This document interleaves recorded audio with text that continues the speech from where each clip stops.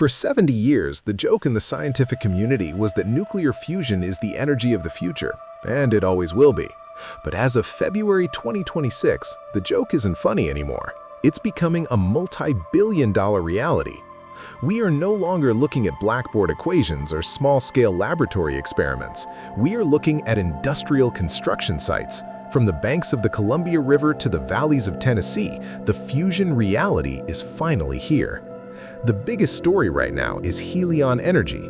While others promised fusion by the 2040s, Helion signed a contract with Microsoft to deliver actual electrons to the grid by 2028. Many called it a publicity stunt, but look at the progress as of this month. Helion has officially broken ground on Orion, the world's first commercial fusion power plant in Washington state.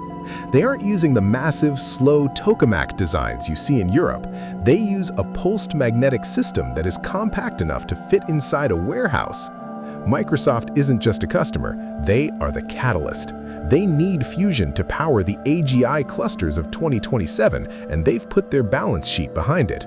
But Helion isn't the only player in the race. Commonwealth Fusion Systems, CFS, a spin-off from MIT, is deep into the construction of SPARC in Massachusetts. Their secret weapon? High-temperature superconductors. By using new magnet technology, they've managed to shrink a fusion reactor from the size of a football stadium to the size of a living room. As of January 2026, they've successfully tested their full-scale magnet array, putting them on track for first plasma by 2027. However, the real shockwave in the market this month is the first Fusion IPO. In a move that surprised Wall Street, TAE Technologies, a fusion giant backed by Google, just announced a definitive merger with Trump Media and Technology Group, DJT. It isn't just a technical milestone, it's a financial one. It marks the moment fusion moves from private venture capital to the public markets. Simultaneously, General Fusion has agreed to a $1 billion SPAC deal to go public mid-year. We are witnessing the democratization of the sun. Why does this matter for you in 2026? Because fusion is the ultimate endgame for energy. Unlike the nuclear fission we discussed in the last video, fusion produces no long-term radioactive waste and has zero risk of a meltdown. It uses isotopes found in seawater as fuel.